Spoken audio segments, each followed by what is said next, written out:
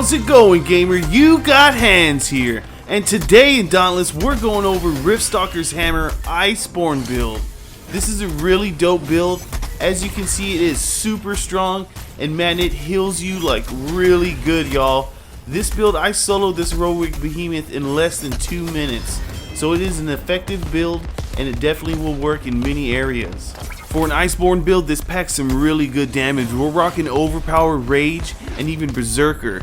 There's some alternatives I go over in the video, so stay tuned for that information. For example, if you don't have Torgadoro's arms, I go over an alternative for that. And also, if you don't like to use Berserker due to the lack of health, I go over an alternative for that one.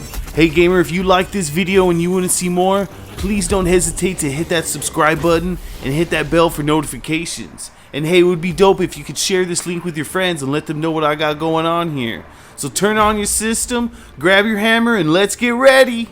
How's it going, gamer? Hands at you with another Iceborne build. This time it's Stalker's Price, Riftstalkers Hammer, and you saw that epic damage.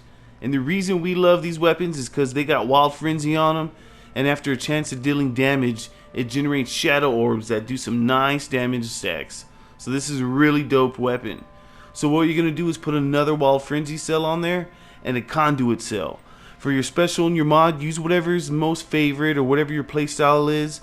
But my favorite is Concussive Salvo and Extended Clip for the win, baby.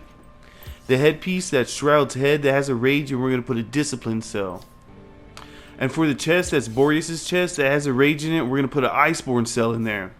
And for the hands, I really wanted Overpower in this build because it's a hammer build, and not to mention Overpower is a really good strong cell.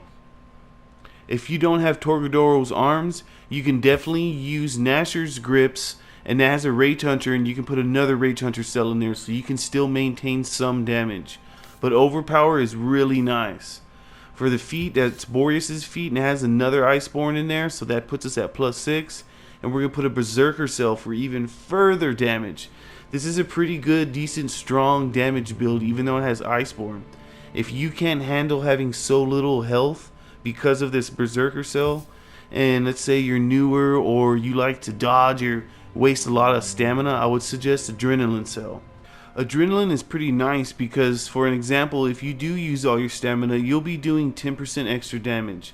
It isn't the best cell and it's not often used, but like I said, if you're newer and you think it'll be effective in the way you play, definitely use it for that extra damage if you can't use Berserker. Otherwise, maybe I would suggest Blade Storm, but remember, after you break your parts, the Blade Storm cell no longer works. For the Lantern, I'm really loving the mobility and attack speed of Strike's Zeal. It's really dope. If you want more damage, use Drast's Eye. If you want a huge boost of attack speed, definitely use Embermane's Rapture. We're going to throw a Conduit cell in there. And for the tonics, I highly suggest Frenzy, Blitz, and Assault tonic if you're doing a lot of in-game fighting, or maybe if the behemoth is just too hard for you. So all in all, what we got going on is a conduit. And remember, on the Lantern hold, we're getting 15% increased attack speed from this and from the Lantern. So conduit and the Lantern is bringing us to a 30% increased attack speed on the hold. And then next is Iceborne. That's why we're all here. You gotta love Iceborne. It's pretty dope. And then Overpowered, that's 60% damage versus staggered behemoths. And Rage, since we're utilizing Discipline in this build, we're doing 25% extra damage all the time.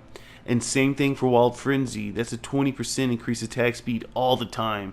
And when that's stacking with the Lantern hold, that's 50% increased attack speed. That is pretty dope, y'all. Berserker, we talked about that. That's some great damage as well if you can maintain doing damage. And Discipline, that's a 7.5 increased critical strike chance, but this is also knocking us to 50% health so we can properly utilize Wild Frenzy and Rage effectively and consistently. So this is a really strong, awesome build, as y'all saw in the clip. I hope you're able to make it because it is dope, and it's definitely staying in one of my slots. Alright gamer, that's all I got for you today. If you want me to work on something specific, throw a comment down below and we'll start a little chat. A bunch of my videos actually have come from my subscribers' requests and stuff. So don't be scared to chat with me. I'm a pretty nice dope dude. This is Hans signing out. Peace, y'all.